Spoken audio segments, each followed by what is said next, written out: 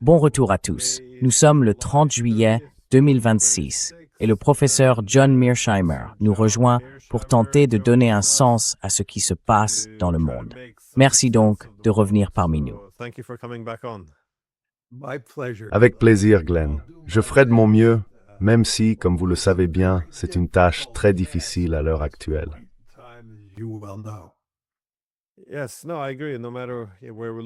Oui, non, je suis d'accord. Où que l'on regarde, on a l'impression que les choses deviennent de plus en plus folles. Je voulais commencer par ce qui a été célébré très largement en Occident. Ces nouvelles attaques ukrainiennes en Russie, qui semblent, bien sûr, bénéficier d'un soutien important de l'OTAN. Elles frappent loin à l'intérieur du territoire russe. Mais au lieu de s'en prendre seulement aux raffineries, elles visent désormais aussi. Les principales grandes cibles sont ces entrepôts appartenant à Wildberries, ce géant du commerce en ligne. Et en substance, l'argument avancé est qu'en frappant des cibles civiles, cela ne nuira pas seulement à l'économie. Cela fera aussi ressentir la guerre aux civils russes eux-mêmes. Et par conséquent, cela exercera davantage de pression sur le Kremlin. Je me demandais comment vous évaluez cette stratégie et je suppose les hypothèses sur lesquelles elle repose.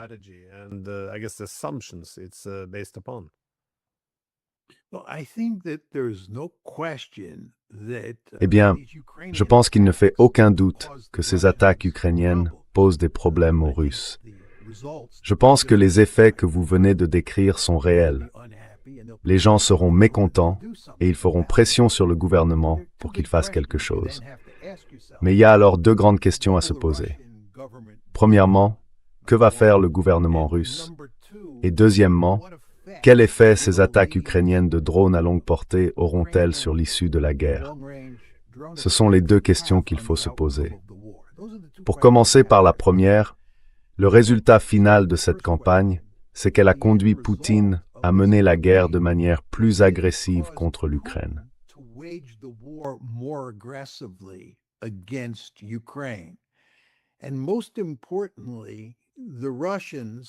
Et surtout, les Russes ont fermé le complexe portuaire d'Odessa sur la mer Noire. Ils ont fermé tous les ports ukrainiens sur la mer Noire. Ce qui signifie de fait que l'Ukraine est désormais un pays enclavé. C'est désastreux pour l'Ukraine. Avant le début de la guerre, environ 90% des produits agricoles ukrainiens transitaient par les ports d'Odessa. Et je me corrige, environ 70% des exportations globales passaient par Odessa. Ce sont des chiffres marquants. Et vous vous souvenez que les Russes ont fermé Odessa.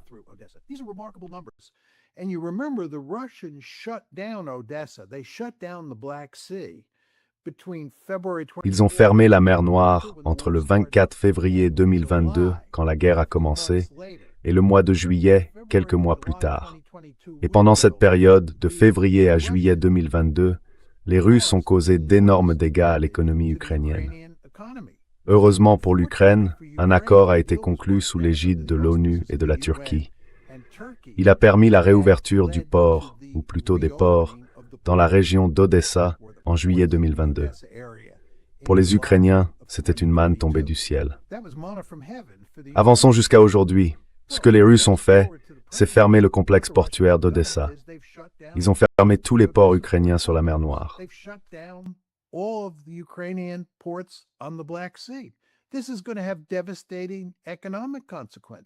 Cela va avoir des conséquences économiques dévastatrices. Et ce n'est pas comme si l'Ukraine était déjà dans une bonne situation économique. En réalité, l'économie ukrainienne a subi d'énormes dégâts au cours de cette guerre. Et cela ne fera qu'aggraver une situation déjà terrible. Il ne fait donc aucun doute que la campagne ukrainienne de drones à longue portée a fait mal aux Russes et leur a causé des problèmes. Aucun doute là-dessus. Mais les Russes ont riposté et ils sont capables de faire bien plus souffrir les Ukrainiens que les Ukrainiens ne peuvent faire souffrir les Russes. Cette escalade ne joue donc pas en faveur de l'Ukraine. En fait, je dirais qu'elle joue en faveur de la Russie.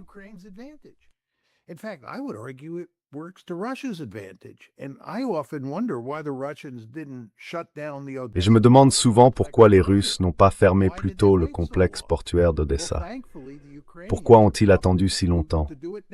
Eh bien, heureusement, les Ukrainiens ont poussé Poutine à le faire maintenant.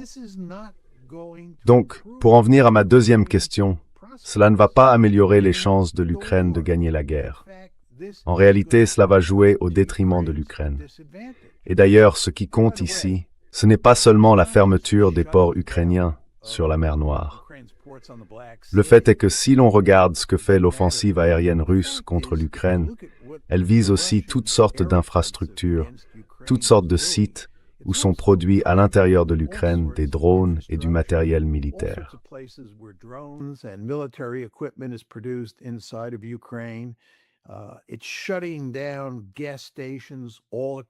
Cela entraîne la fermeture de stations-service dans tout l'est de l'Ukraine, rendant presque impossible le trajet d'un véhicule d'un point A à un point B, parce qu'il n'y a plus d'essence disponible. Les Russes ciblent les voies ferrées, les locomotives, et ainsi de suite. Au final, cette campagne aérienne, que les Russes intensifient maintenant en raison de ce que fait l'Ukraine, va accélérer le processus de défaite ukrainienne. Je pense donc qu'il ne fait aucun doute que la Russie subira certaines difficultés, mais qu'au bout du compte, les Ukrainiens souffriront davantage et que cela accélérera la défaite de l'Ukraine.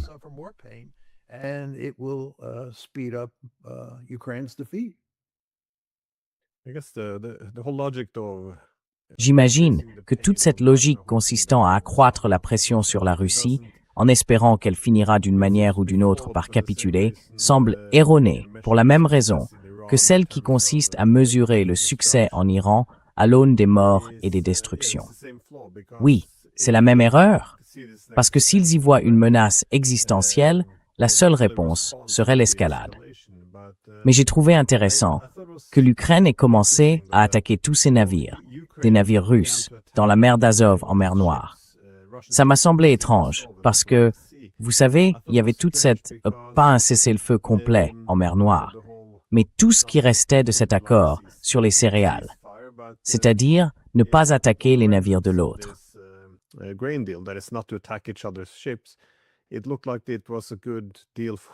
Cela semblait être une bonne affaire pour les Ukrainiens. C'était simplement étrange de les voir ouvrir ce front massif et de voir aussi les célébrations dans les médias occidentaux à chaque fois que tous ces navires russes étaient touchés. Vous savez, on pouvait prédire quelles en seraient les conséquences. C'est-à-dire qu'il semble que maintenant, l'Ukraine soit devenue, de fait, un pays sans accès à la mer. Je me demandais simplement quelle serait la prochaine stratégie de l'OTAN et de l'Ukraine. Vont-ils chercher un cessez-le-feu en mer Noire? Ou bien, puisque l'Ukraine est un pays sans accès à la mer, est-ce qu'elle va pas très bien s'en sortir?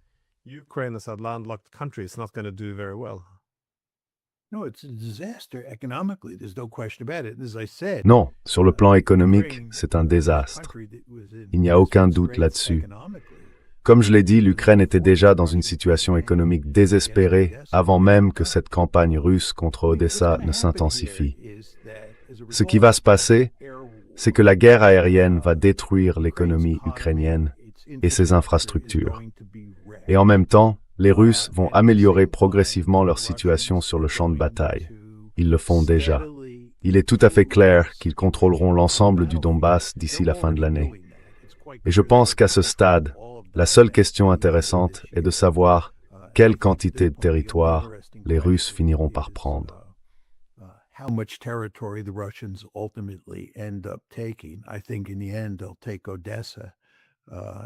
Je pense qu'au final, ils prendront Odessa. Et les raisons de le faire sont claires, compte tenu de ce que nous venons de dire sur les effets qu'aurait la transformation de l'Ukraine en pays enclavé. Il faut garder à l'esprit que les Russes, je pense, ne sont pas en mesure de remporter une victoire décisive et de conquérir toute l'Ukraine. Il serait remarquablement stupide d'attaquer l'ouest de l'Ukraine. Et le résultat final, je pense, c'est qu'on aura un État ukrainien résiduel. Et si vous êtes les Russes, vous voulez que cet État résiduel soit aussi faible économiquement que possible. Vous voulez qu'il soit dysfonctionnel. Ce sera l'objectif de la Russie.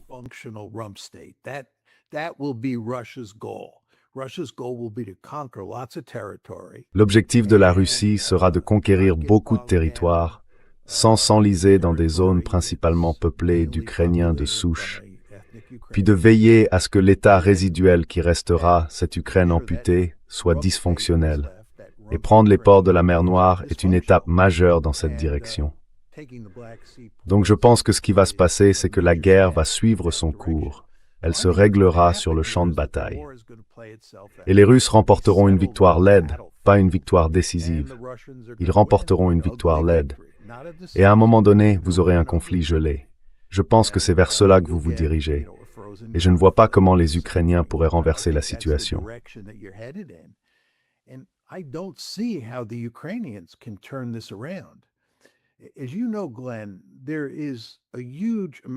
Comme vous le savez, Glenn, on accorde énormément d'attention, y compris dans la presse ukrainienne, au fait que l'armée souffre d'un grave problème d'effectifs, à cause de ceux qui cherchent à échapper à la conscription et du grand nombre de soldats qui quittent le champ de bataille, qui sont absents sans autorisation, comme on dit ici aux États-Unis. Ils n'ont donc pas beaucoup d'effectifs sur la ligne de front, et tout le monde reconnaît que c'est un énorme problème. Et quand on regarde l'état du processus décisionnel en Ukraine, cela ressemble à un chaos total. Zelensky vient de se débarrasser du ministre de la Défense. Il vient aussi de se débarrasser de son commandant en chef. De nouvelles personnes ont été nommées et on ne voit pas clairement comment tout cela s'articule.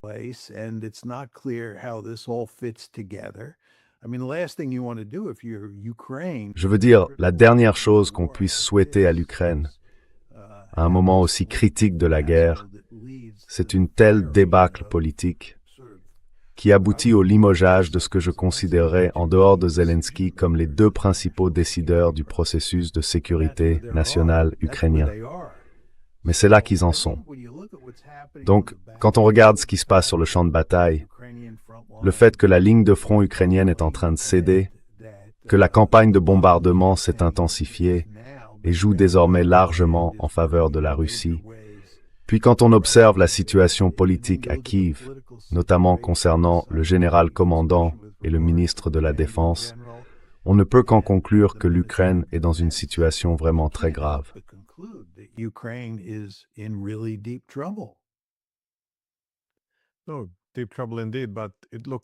Non, de sérieux problèmes, en effet. Mais on aurait dit que dans tout l'Occident, les médias menaient une vaste campagne pour vendre l'idée que l'Ukraine avait renversé la situation. Et il semble bien que cette idée ait été vendue avec succès à Trump, du moins. Il paraît avoir adhéré à l'hypothèse selon laquelle l'Ukraine est désormais en train de gagner. Il a fait des déclarations en ce sens et a aussi indiqué que les États-Unis soutiendraient davantage Zelensky.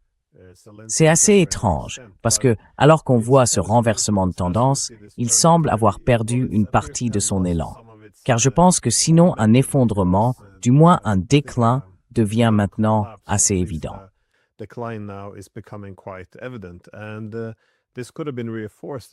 Et cela aurait pu être renforcé, semble-t-il, par ceci. Enfin, cela aurait pu influencer, au moins, un récent discours de Poutine, que vous avez probablement regardé hier, dans lequel il paraissait très confiant, affirmant que la Russie allait sans doute avancer beaucoup plus vite désormais. Est-ce que vous voyez donc les lignes de front? Comme vous l'avez dit, bien sûr, elles commencent à craquer. La situation politique intérieure n'est pas bonne. Le soutien étranger devient lui aussi problématique. Voyez-vous une issue ou une escalade, un engrenage qui ferait encore empirer les choses pour les Ukrainiens à ce stade?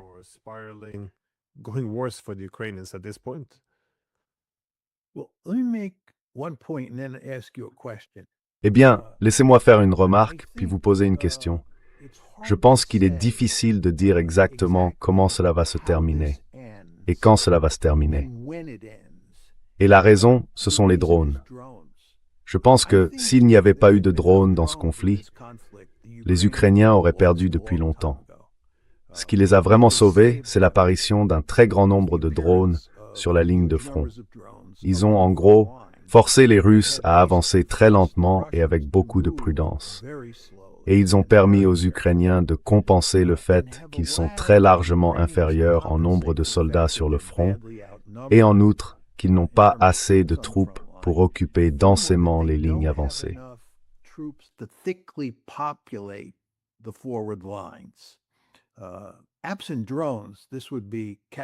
Sans drones, ce serait catastrophique pour l'Ukraine. Mais compte tenu de la présence d'un grand nombre de drones sur la ligne de front, les Ukrainiens ont fait un assez bon travail. Surtout si l'on tient compte du fait qu'ils sont tellement en infériorité numérique. Ils ont réussi à contenir les Russes, ou plutôt, disons, à ralentir les Russes. Donc avec la présence des drones, les Russes progressent, c'est certain, mais pas rapidement.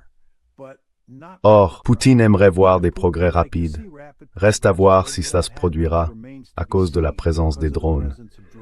Mais malgré tout, je pense que les Ukrainiens sont condamnés sur la ligne de front. Voilà mon point principal.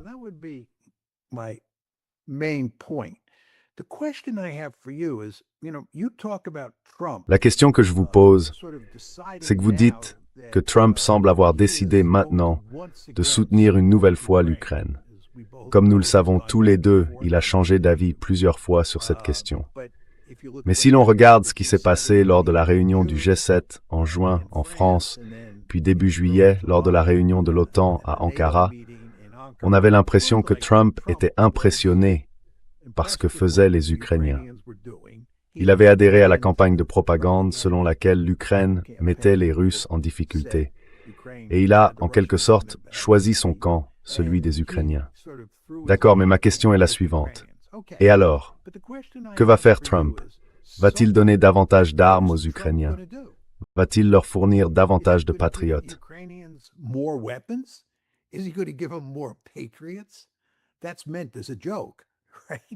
C'est une blague, j'espère. Qu'est-ce qu'on va faire? Est-ce qu'on a les armes à donner aux Ukrainiens? Est-ce que Trump montre le moindre intérêt à leur donner des dizaines et des dizaines de millions de dollars? Non. Enfin, il continuera à leur fournir du renseignement, mais on le fait depuis le début, comme vous le savez très bien. Donc même si Trump a changé d'avis, est-ce que ça change quelque chose? Et concernant les Européens, vont-ils mettre davantage au pot et faire plus pour aider l'Ukraine? Qu'est-ce qu'ils vont faire? Ils leur donnent déjà autant de drones qu'ils le peuvent, ils leur fournissent du renseignement, ils les encouragent à continuer.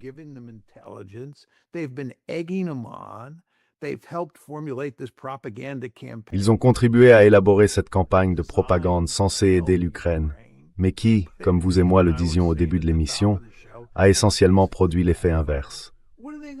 Qu'est-ce qu'ils vont faire? Vous savez, la situation, sans parler du Moyen-Orient maintenant, est analogue au problème auquel Trump est confronté avec l'Iran. Qu'est-ce qu'il va faire? Quelle est la formule magique? Il n'y en a pas. Nous pourrons en reparler plus tard, bien sûr. Mais il n'existe pas de formule magique à laquelle Trump puisse recourir pour gagner la guerre contre l'Iran. Et il n'existe pas non plus de formule magique à laquelle l'Occident, y compris les États-Unis, puisse recourir pour aider l'Ukraine à gagner sa guerre.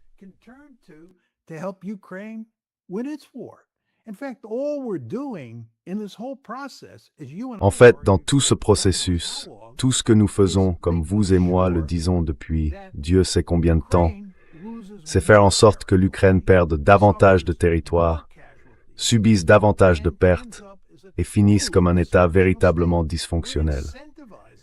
Nous incitons les Russes à vraiment dévaster l'Ukraine. Donc je pense qu'il ne fait aucun doute que l'Occident fera tout ce qu'il peut pour maintenir l'Ukraine dans le combat. Mais cela ne produira une victoire, à moins que vous puissiez me dire quelle est la formule magique qui m'échappe. Et cela finira par causer d'énormes dégâts à l'Ukraine.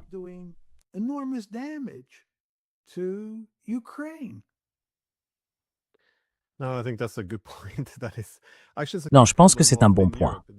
En réalité, c'est souvent un problème majeur en Europe. On part du principe, concernant l'implication des États-Unis, qu'ils disposeraient de capacités presque illimitées et que seules leurs intentions compteraient. Autrement dit, s'il suffisait d'obtenir des Américains qu'ils s'engagent à vaincre la Russie, ce serait réglé. Il semble oublier toutes ces années sous Biden, où il avait cette intention. Mais non, les capacités sont évidemment devenues un enjeu énorme. Je pense qu'avant, Dire que les Américains avaient un nombre limité de missiles intercepteurs était presque présenté comme de la propagande russe.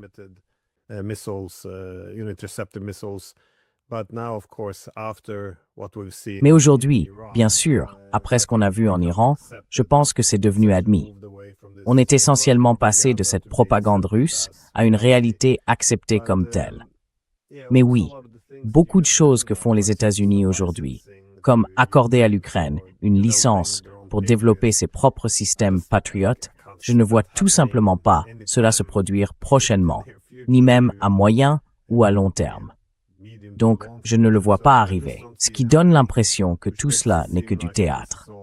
Je ne suis pas sûr de voir quel en serait l'intérêt.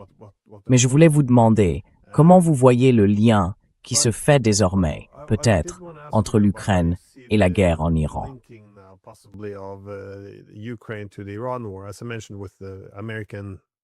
Comme je l'ai mentionné, avec les capacités limitées des Américains, c'est évidemment un élément qui relie ces deux guerres. Mais comme vous l'avez sans doute vu aussi, cette attaque de l'Ukraine contre un navire iranien en mer Noire semblait pouvoir déclencher des représailles iraniennes. Ils ont dit que cela ne pouvait pas rester sans réponse. On ne sait pas clairement si cette menace est retombée.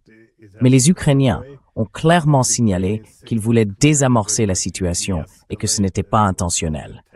Je me demandais, voyez-vous la possibilité que là encore, toutes ces guerres, qui semblent être des fronts différents d'une même guerre plus vaste, finissent par fusionner dans une certaine mesure?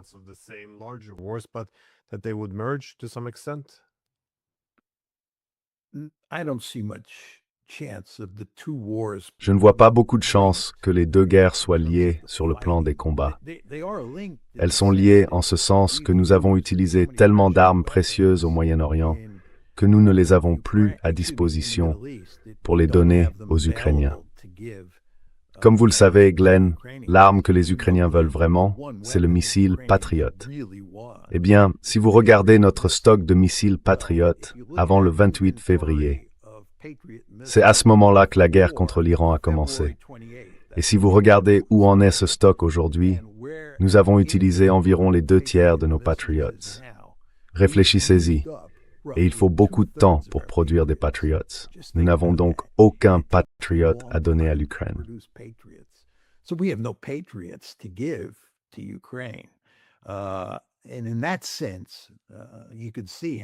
Et dans ce sens, on a pu voir comment la guerre en Iran a eu un impact sur la guerre en Ukraine. Mais l'argument selon lequel, parce que l'Ukraine a attaqué un navire iranien, cela va lier les deux guerres sur le plan des combats eux-mêmes, je ne pense pas que cela arrivera. Et je crois qu'il faut simplement se poser deux questions. Premièrement, pensez-vous que l'Ukraine ait intérêt, à ce stade, à entrer en guerre avec l'Iran? Est-ce que ça a du sens du point de vue de l'Ukraine? Je ne le pense pas. L'Ukraine s'accroche à peine dans son combat contre les Russes. Pour le dire franchement, ce serait complètement insensé de chercher la confrontation avec l'Iran. Put it bluntly, nuts to pick a fight with Iran. And as far as the Iranians are concerned, et en ce qui concerne les Iraniens, il serait fou de chercher querelle à l'Ukraine. Les Iraniens ont déjà fort à faire, c'est le moins qu'on puisse dire, avec les Américains et les Israéliens. Et dans bien des cas, on voit qu'ils préfèrent s'appuyer sur leurs alliés, disons le Hezbollah, les Houthis, et désormais les milices irakiennes, pour faire une grande partie du gros du travail contre les États-Unis et leurs alliés au Moyen-Orient. Les Iraniens ne veulent donc pas se battre davantage que nécessaire, et cela veut dire qu'il serait fou de chercher querelle à l'Ukraine. Je pense donc que cet incident ne provoquera pas d'escalade sérieuse.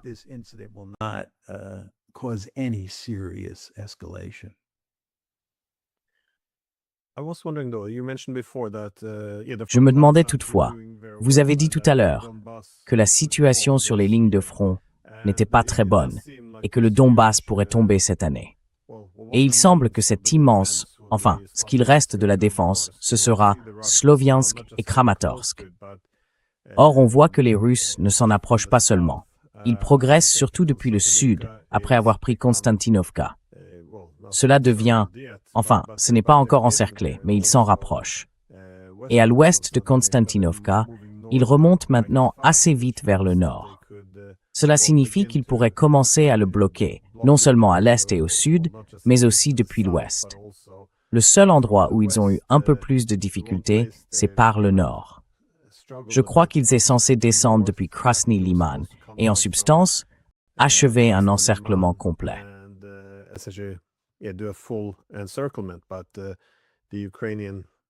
Mais la contre-offensive ukrainienne a ralenti cette tenaille venue du nord, pour l'instant du moins. Mais ma question, je suppose, c'est la suivante. Quand cela se produira, parce qu'il semble que ce ne soit plus qu'une question de temps, comment pensez-vous que les Américains et les Européens réagiront? Parce qu'on a l'impression que la classe politique ici est très attachée à toute cette propagande selon laquelle l'Ukraine a renversé la situation, là encore pour maintenir la guerre. Alors, quand ce récit s'effondrera, il n'y a en quelque sorte que deux options. Soit on escalade, soit on se tourne vers la diplomatie pour essayer de, dans l'un ou l'autre cas, sauver la situation. Pensez-vous que les Américains et les Européens seront tous d'accord qu'ils avanceront au même pas, ou les voyez-vous se diviser sur cette question?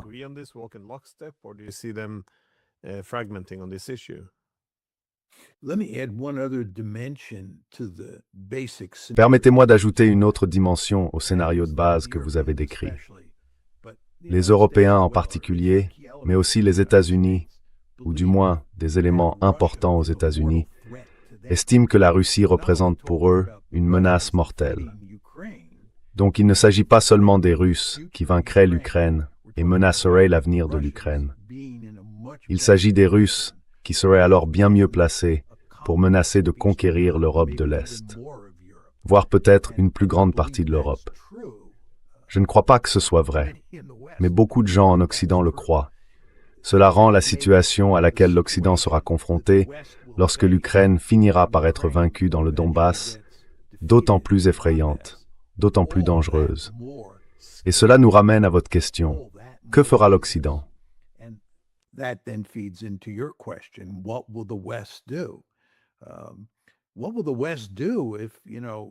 Que fera l'Occident si, vous savez, les Russes se retrouvent dans une situation où l'armée ukrainienne commence à s'effondrer? C'est une possibilité très réelle.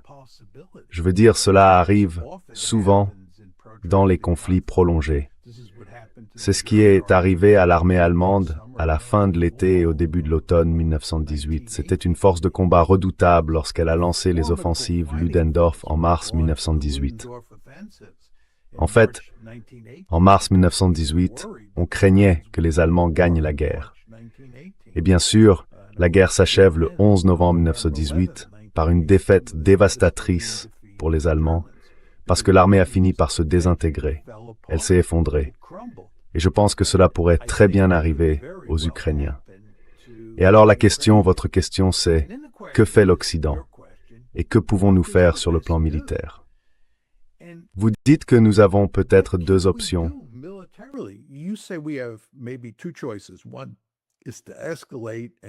La première option, c'est l'escalade. La deuxième, c'est de se tourner vers la diplomatie. Mais à quoi ressemblerait une escalade? Qu'est-ce qui va se passer? Je veux dire, est-ce que l'OTAN va entrer dans le combat à ce moment-là? Je ne le pense pas. Je pense que nous n'en avons pas les capacités, premièrement. Les armées européennes sont, pour la plupart, des forces de combat pathétiques, surtout les armées britanniques et allemandes. L'idée qu'elles puissent affronter l'armée russe et la vaincre, je ne miserai pas beaucoup d'argent là-dessus.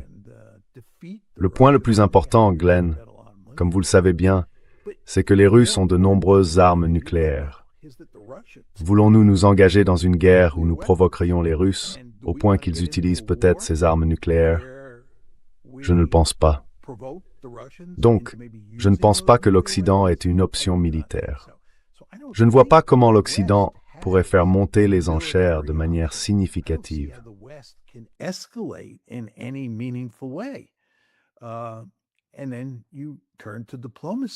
Et puis, vous vous tournez vers la diplomatie. Mais le problème de la diplomatie, du point de vue de l'Occident, c'est qu'en gros, vous négociez votre propre défaite. Il faut se rappeler que cette guerre n'oppose pas seulement l'Ukraine à la Russie. C'est l'Ukraine et l'Occident contre la Russie. Et si les Russes mettent l'armée ukrainienne en déroute, conquièrent beaucoup plus de territoires, et que vous décidez de vouloir un armistice, de créer un conflit gelé, de parvenir à quelque chose qui ressemble à ce qui s'est passé en Corée en 1953, alors, en gros, vous cherchez un accord qui reflète le fait que vous avez été vaincu. La réalité, c'est donc que l'Occident et les Ukrainiens n'ont absolument aucune bonne option si à un moment donné, l'armée ukrainienne s'effondre, ou si les Russes les repoussent simplement à un rythme bien plus rapide que ce qui a été le cas jusqu'à présent.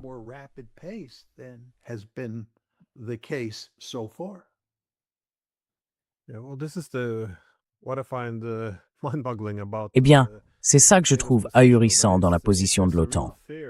S'il y a une véritable crainte d'une Russie qui étendrait son territoire vers l'Europe, alors pourquoi ne pas faire de diplomatie?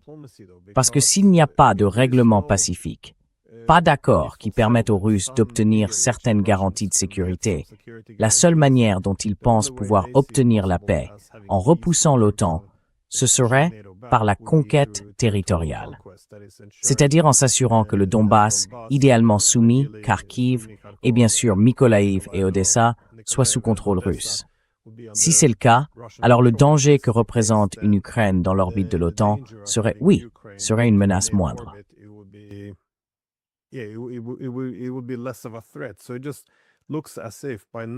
Donc, on a l'impression qu'en refusant toute diplomatie avec les Russes, on ne leur laisse qu'une seule option. Eh bien, s'emparer de territoire. C'est comme ça que vous aurez la paix. C'est très étrange, si c'est notre principale préoccupation. Surtout quand on voit comment la guerre évolue. Et même si nous voulons escalader, je pense, comme vous l'avez dit, que les Russes, jusqu'à quel point accepteraient-ils une implication plus directe de l'OTAN? On a vu hier, la nuit dernière ou ce matin, je ne sais plus, ces informations venant de Pologne. Ils ont affirmé que ce missile russe, le missile de croisière KH-101, avait apparemment violé l'espace aérien polonais.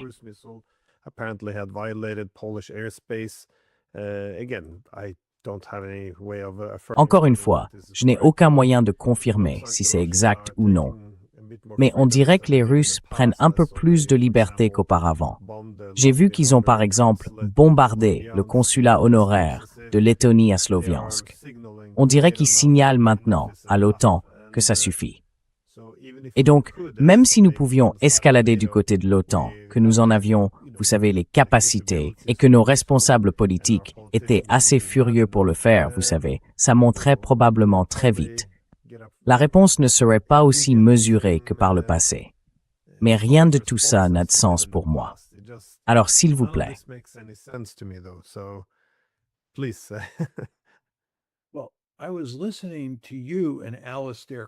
Eh bien, je vous écoutais, vous et Alistair Crooke l'autre jour, et vous souleviez tous les deux ce point. Je crois que c'est vous qui l'avez formulé, et qu'Alistair était d'accord avec vous, si mes souvenirs sont exacts. Quand l'Occident mène des guerres, il a une forte tendance à diaboliser le camp d'en face, à soutenir que l'on affronte le diable incarné. Vladimir Poutine devient Adolf Hitler. La Russie devient l'Allemagne nazie. Et le point que vous faisiez, qui est évidemment tout à fait juste, c'est que si l'on s'engage dans cette voie, si l'on décrit son adversaire en ces termes, alors quand vient le moment de négocier avec lui, cela devient presque impossible. Car on parle alors de négocier avec le diable, avec Adolf Hitler. Et vous vous souvenez, Glenn, que pendant la Seconde Guerre mondiale, nous avons adopté, vis-à-vis de l'Allemagne nazie et du Japon impérial, une politique de reddition sans condition.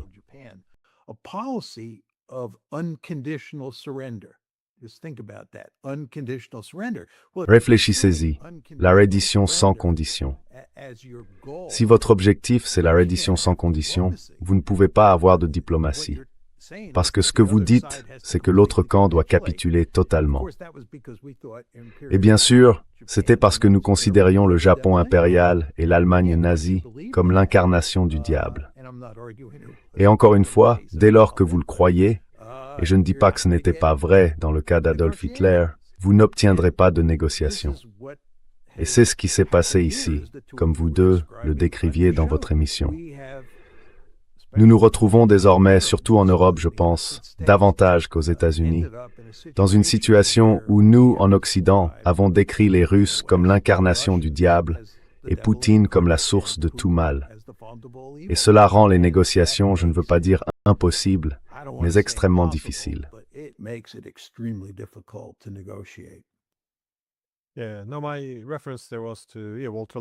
Je faisais référence à Walter Lippmann parce qu'il a beaucoup travaillé sur la propagande politique et il soulignait qu'un élément essentiel de la propagande consiste bien sûr à construire le stéréotype du nous, le groupe d'appartenance, contre le eux, le groupe extérieur.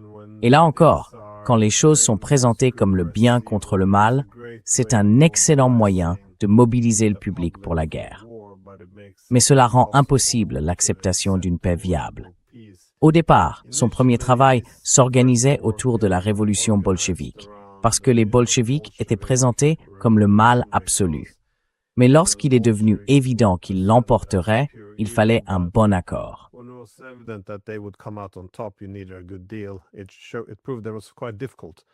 Cela a montré qu'il était assez difficile de dire au même public qu'on allait conclure un accord et que finalement, l'adversaire avait certains arguments raisonnables. Et là encore, je pense que des gens comme Trump peuvent peut-être y parvenir.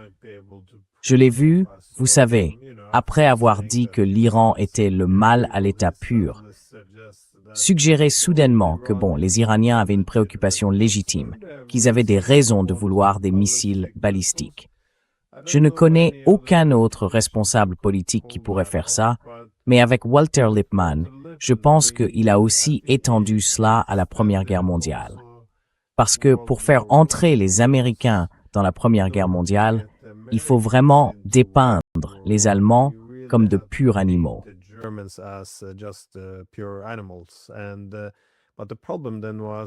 Mais le problème, à l'époque, c'est qu'il y avait beaucoup de possibilités de trouver une issue diplomatique, c'est-à-dire un règlement pacifique, avant, vous savez, plutôt que d'avoir à vaincre complètement les Allemands.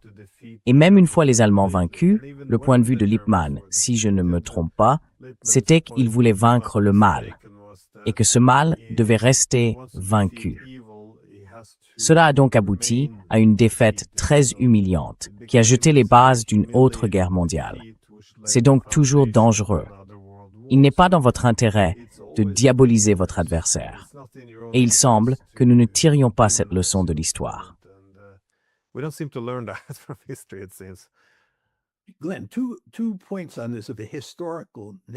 Glenn, 2 points historiques à ce sujet. Quand les États-Unis sont entrés dans la Première Guerre mondiale, nous avons déclaré la guerre en avril 1917. Il y avait alors un très grand nombre d'immigrés aux États-Unis. Vraiment énormément. Et parmi les 5 principaux groupes d'immigrés européens, le pays qui envoyait le plus d'immigrés aux États-Unis, c'était l'Allemagne. Juste derrière, en deuxième position, c'était l'Irlande. Il était donc certain que l'armée américaine envoyée combattre en France serait remplie d'Allemands, d'Américains d'origine allemande et d'Américains d'origine irlandaise. Et la grande crainte de Woodrow Wilson, c'était que les Américains d'origine allemande ne combattent pas l'Allemagne et que les Américains d'origine irlandaise ne combattent pas aux côtés des Britanniques.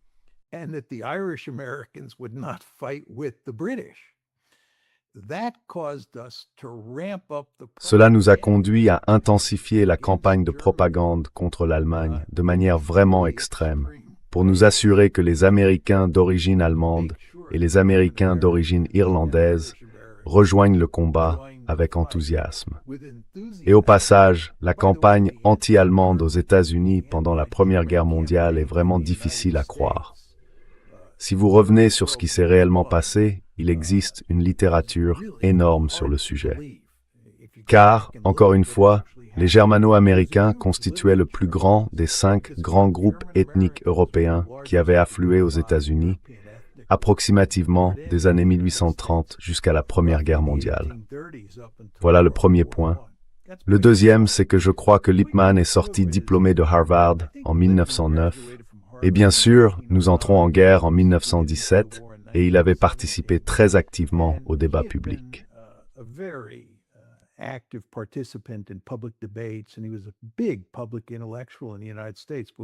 Et c'était un grand intellectuel public aux États-Unis avant la Première Guerre mondiale.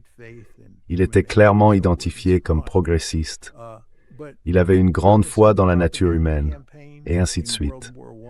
Mais le fait d'avoir été témoin de la campagne de propagande pendant la Première Guerre mondiale a fondamentalement changé sa vision du monde. Il a été véritablement stupéfait de voir à quel point la propagande évacuait la pensée logique et la simple reconnaissance des faits les plus évidents. Cela l'a vraiment bouleversé. Et comme je l'ai dit, cela a profondément influencé sa réflexion ultérieure sur ses semblables, sur la manière de penser la politique, et plus généralement les relations justes entre les gens au sein d'un pays donné ou entre différents pays.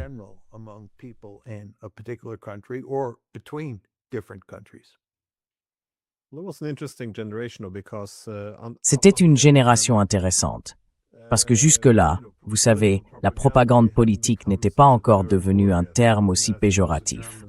Enfin, je pense que ce sont les Allemands qui l'ont rendu très péjoratif après, enfin surtout après la Première Guerre mondiale, mais aussi, oui, surtout après la Seconde. Mais quand Lippmann, Bernet et tous les autres ont écrit leurs travaux sur la propagande politique, essentiellement, leur argument était que c'était une nécessité. Autrement dit, à mesure que le monde devenait plus complexe et qu'on étendait le droit de vote, comment les démocraties pourraient-elles fonctionner? Comment faire pour que tout le monde ait une compréhension commune du monde et puisse, vous savez, avancer au même rythme, être d'accord ou parvenir à un consensus sur ces questions? Donc, l'idée que l'électeur moyen puisse avoir une bonne compréhension de tout, depuis la politique agricole brésilienne jusqu'aux droits humains en Indonésie, en passant par les enjeux politiques entre la Russie et la Géorgie.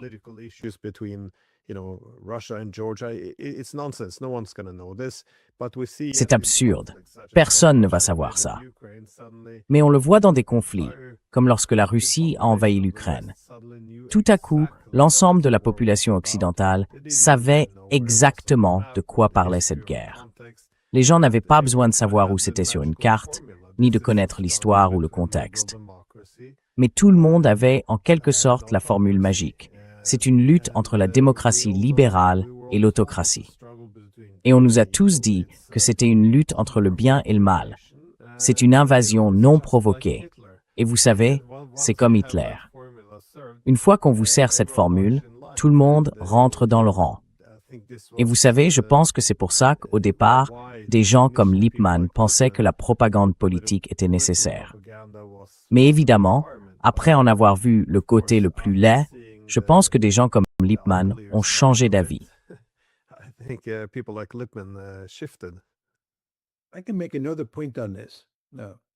Je peux ajouter un autre point à ce sujet, parce que j'enseigne en fait un cours intitulé « La guerre dans l'État-nation » et j'ai tout un cours qui traite de cette question générale. Si vous regardez la propagande pendant la Première Guerre mondiale, vous constatez qu'elle est beaucoup plus utilisée dans les pays anglo-saxons, ici on parle de la Grande-Bretagne et des États-Unis, qu'en France, en Allemagne et en Russie.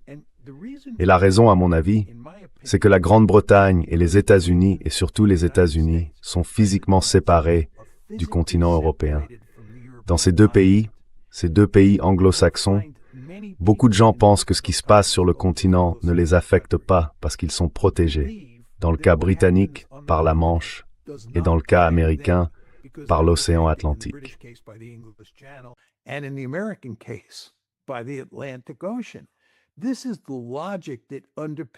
C'est cette logique qui sous-tend l'isolationnisme. Pourquoi l'isolationnisme séduit-il autant de gens aux États-Unis dans les années 1930 et au début des années 1940? Nous ne voulons pas aller en Europe. Ce qui se passe en Europe ne menace pas notre sécurité. L'océan Atlantique nous sépare de l'Europe. Et une logique similaire s'applique dans un pays comme la Grande-Bretagne, où beaucoup parlent de splendide isolement, n'est-ce pas?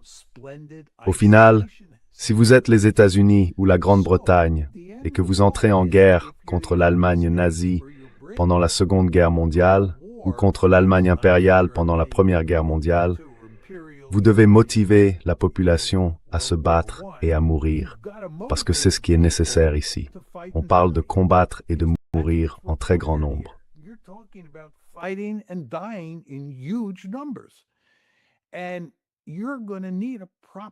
Et si vous êtes la Grande-Bretagne, et surtout les États-Unis, vous avez besoin d'une campagne de propagande pour amener les gens à traverser une vaste étendue d'eau, à aller sur le continent et à combattre les Allemands ou qui que ce soit d'autre. Voilà pourquoi on voit autant de propagande. Or, si vous êtes la France, l'Allemagne ou la Russie, les méchants sont juste à côté. Il n'y a pas d'eau qui vous sépare. Et en fait, dans la plupart des cas, les méchants sont sur votre territoire. Vous n'avez pas besoin de propagande pour motiver les Français en 1914. Les Allemands déferlent sur la France avec le plan Schlieffen. Et bien sûr, on peut avancer des arguments analogues concernant le front de l'Est pendant la Première Guerre mondiale. Il est donc très important de comprendre que ces deux démocraties libérales, la Grande-Bretagne et la France, sont les deux pays les plus doués en matière de propagande. Et dans le cas des États-Unis, cela n'a vraiment jamais disparu.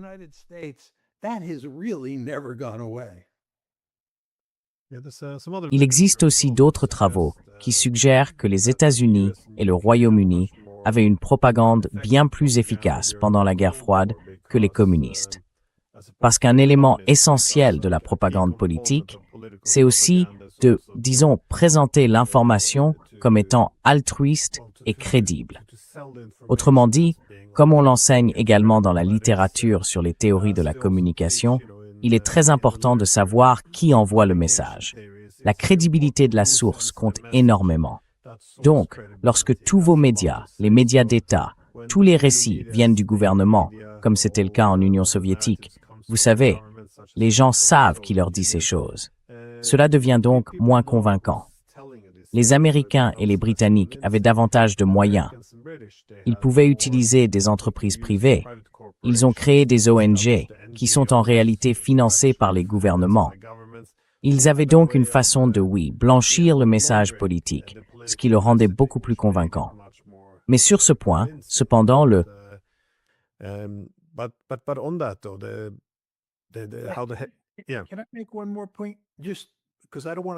Je peux ajouter un dernier point, parce que je ne veux pas que ça me sorte de la tête. Si vous réfléchissez à ce que nous faisons dans les émissions auxquelles nous participons, au fond, nous essayons de contrer la propagande. Notre vision de base, c'est que si vous regardez ce que le gouvernement américain et les gouvernements d'Europe occidentale disent sur la Russie et la guerre entre la Russie et l'Ukraine, c'est de la propagande. C'est notre point de vue. Et nous essayons de la contrer avec des faits et de la logique. Et je dirais que si nous étions vraiment en guerre avec la Russie, n'est-ce pas, nous serions immédiatement retirés de l'antenne et nous pourrions même être jetés en prison.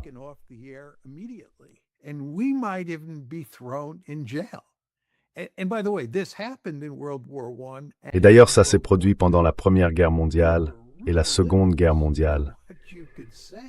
Il y avait de vraies limites à ce qu'on pouvait dire pour critiquer le gouvernement. Et si vous cherchiez à saper la campagne de propagande menée par le gouvernement vous jetait en prison. Et comme nous le savons tous les deux, l'État est extrêmement puissant, et les États deviennent encore plus puissants en temps de guerre. Nous devons donc comprendre que pour l'instant, nous avons la chance de pouvoir défendre nos arguments sans risquer d'être jetés en prison. Mais ce ne serait pas le cas si nous étions engagés dans une guerre totale avec la Russie.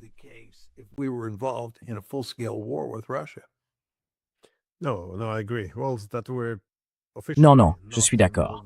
Enfin, officiellement, nous ne sommes pas encore impliqués dans la guerre, donc ça laisse un peu, un peu de marge. Sinon, la liberté d'expression serait étouffée assez rapidement. Mais encore une fois, tout l'enjeu, en s'appuyant sur les idées de Lippmann, c'est que la propagande de guerre ne sert pas, à terme, nos intérêts. Enfin, de son point de vue, on pouvait en voir l'avantage et l'inconvénient. Le bon côté de la propagande, c'est que c'est un bon moyen de mobiliser l'opinion publique pour la guerre, d'obtenir ce consentement. Mais le point négatif, soutenait-il, c'est qu'il devient impossible de parvenir à une paix viable. Et encore une fois, je pense que c'est une bonne raison de contrer la propagande, parce que nous avons, que l'on parle de l'Iran, comme vous le dites souvent, il n'y a pas de bon accord.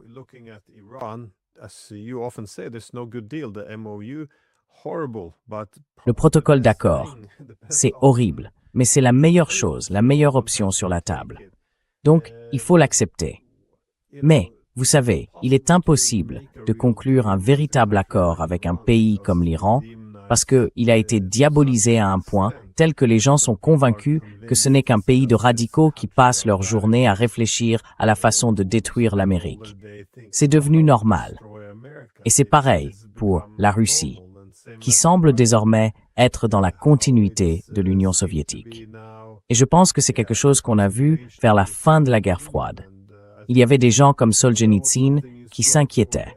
Pourquoi ne faites-vous pas la distinction entre la haine des communistes et la haine des Russes?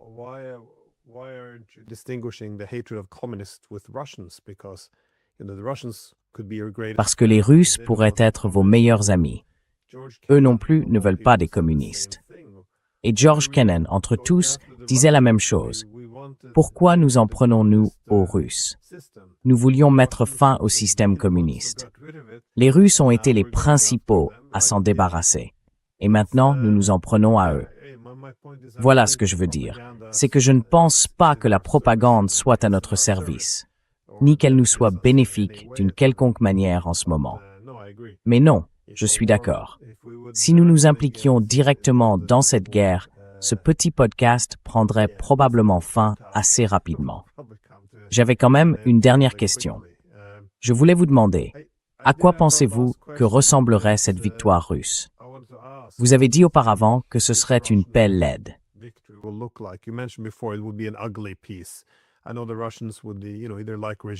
Je sais que les Russes voudraient soit un changement de régime pour ne pas avoir un État satellite de l'OTAN qui pourrait servir à de futures attaques. S'ils ne peuvent pas obtenir cela, ils voudraient quelque chose en quoi ils puissent avoir confiance. Une Ukraine neutre, de façon permanente. Ils voudraient probablement un État résiduel, enclavé et dysfonctionnel. Mais il y a cette possibilité. Enfin, c'est une double question. Si c'est l'issue la plus probable, quelle pourrait être l'alternative si, vous savez, nous avons encore le temps en substance de trouver une voie diplomatique? Comment pourrait-on résoudre cela sans une victoire laide? Parce qu'il semble que les Russes exigeraient davantage.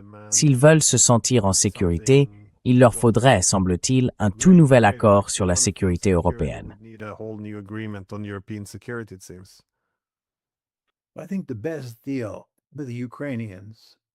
Je pense que le meilleur accord que les Ukrainiens, et bien sûr aussi l'Occident, pourraient obtenir à ce stade, ce serait que les Russes n'annexent que les 4 oblasts qu'ils ont déjà annexés et qu'ils ne prennent pas des villes comme Kharkiv, ni des oblasts comme Kharkiv ou Odessa.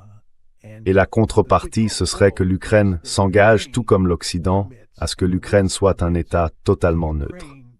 Cela supprimerait l'incitation russe à prendre davantage de territoire. Et je pense que vous pourriez, et je souligne le mot pourriez, convaincre les Russes d'arrêter leur acquisition de territoire après ces 4 oblasts qu'ils ont annexés, plus la Crimée, bien sûr. Mais il faudrait vraiment faire des efforts considérables pour assurer aux Russes que l'Ukraine allait être un État véritablement neutre.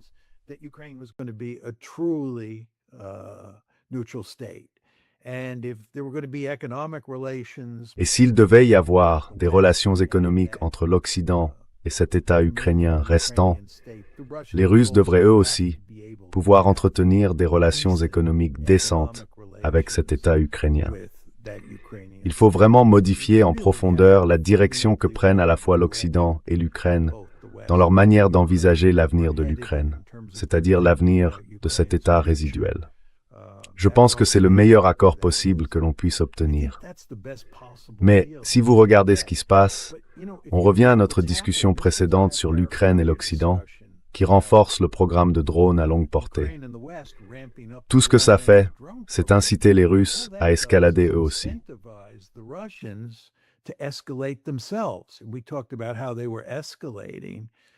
Nous avons parlé de la manière dont ils intensifiaient les choses en coupant les flux d'importation et d'exportation au niveau du complexe portuaire d'Odessa et d'autres endroits le long de la mer Noire, et en transformant l'Ukraine en pays enclavés.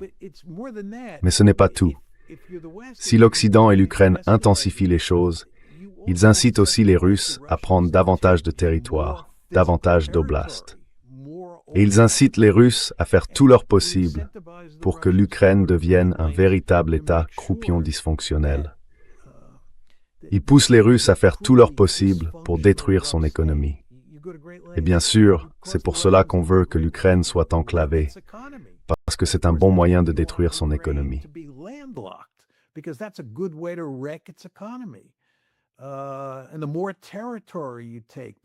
Et plus vous prenez de territoire, plus vous prenez de régions productrices de céréales, de régions industrielles, de grandes villes qui appartiennent à l'Ukraine, plus vous faites de dégâts à l'Ukraine, et plus cet État ukrainien résiduel s'affaiblit. Et ce que nous faisons, c'est inciter les Russes à prendre encore davantage de territoire et à rendre cet État ukrainien résiduel aussi dysfonctionnel que possible. C'est pour cela que je disais que selon moi, le meilleur accord possible serait d'accepter le fait qu'ils ont annexé ces 4 oblasts, puis de faire tout ce que vous pouvez pour créer une Ukraine neutre. Mais nous ne semblons pas aller dans cette direction. Donc, au final, les Russes, à supposer qu'ils aient les capacités militaires, et je pense qu'ils les ont, malgré les drones, finiront par prendre bien plus de territoire que ce qu'ils ont déjà annexé.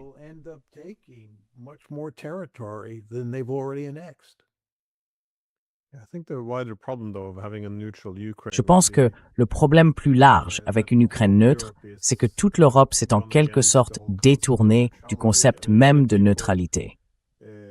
Beaucoup de gens avaient prévu, dès les années 90, que nous pourrions déjà avoir en Ukraine certains des conflits que nous connaissons aujourd'hui. Car la question était, où est la limite naturelle de l'OTAN? L'OTAN continue de s'étendre, encore et encore, jusqu'à atteindre des pays aux frontières de la Russie. Et à ce stade, il devient difficile d'expliquer pourquoi ces pays seraient laissés de côté. Et je suppose que c'est bien le problème d'une Ukraine neutre. Nous n'avons plus vraiment de conception de la neutralité en Europe. Nous avons convenu de construire une nouvelle Europe, organisée autour de l'OTAN et de l'Union européenne, dans laquelle tous les pays finiraient par devenir membres, sauf la Russie. Et dans ce cadre, la neutralité devient pour l'essentiel un gros mot.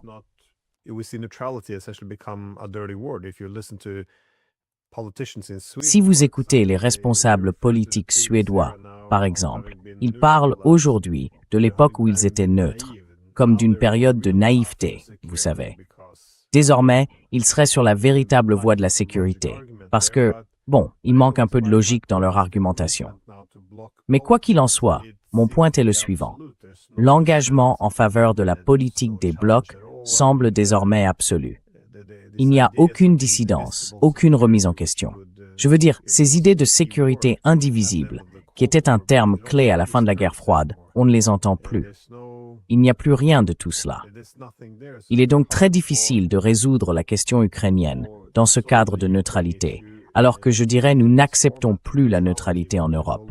Elle est perçue comme une forme d'apaisement envers la Russie. Alors, oui, je suis un peu pessimiste quant à la capacité des dirigeants européens à se mettre d'accord sur quelque chose comme ça. Mais je veux bien vous laisser la parole si vous avez quelques dernières réflexions avant que nous terminions.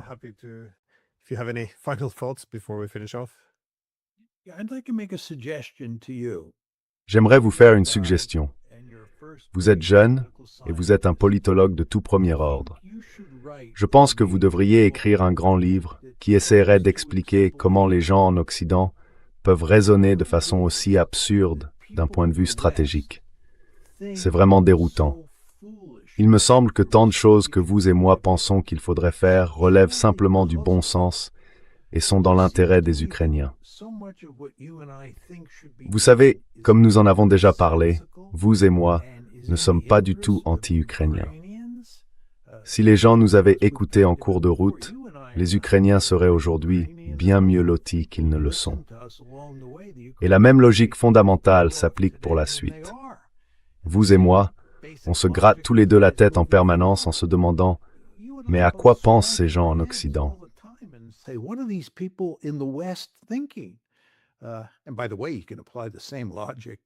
Et d'ailleurs, on peut appliquer la même logique à l'Iran. Mais laissons cela de côté. Que s'est-il passé ici? Qu'est-ce qui s'est passé en Occident et surtout en Europe? Je ne le comprends tout simplement pas du tout. Enfin, je peux avancer quelques hypothèses, mais c'est un sujet qui mérite vraiment un livre long et réfléchi. Et je dirais que vous êtes idéalement placé pour écrire ce livre. Bien sûr, vous n'aurez pas le temps de le faire, parce que vous passez tellement de temps à faire des podcasts et simplement à essayer de suivre l'actualité qui évolue si vite. Mais à un moment donné, espérons-le, les choses vont ralentir. Et quand ce sera le cas, je vous encouragerai vivement à écrire un livre de tout premier ordre sur cette question qui nous laisse tous les deux perplexes.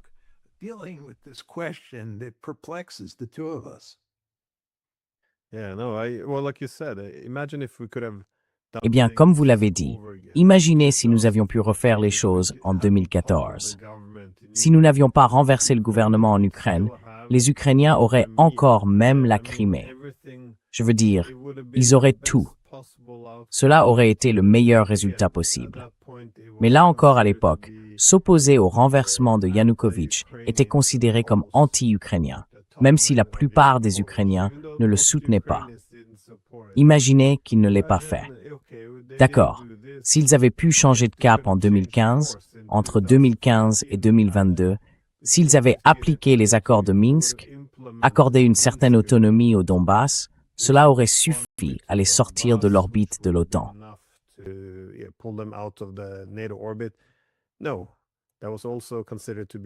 Non, ça aussi, c'était considéré comme un argument anti-ukrainien.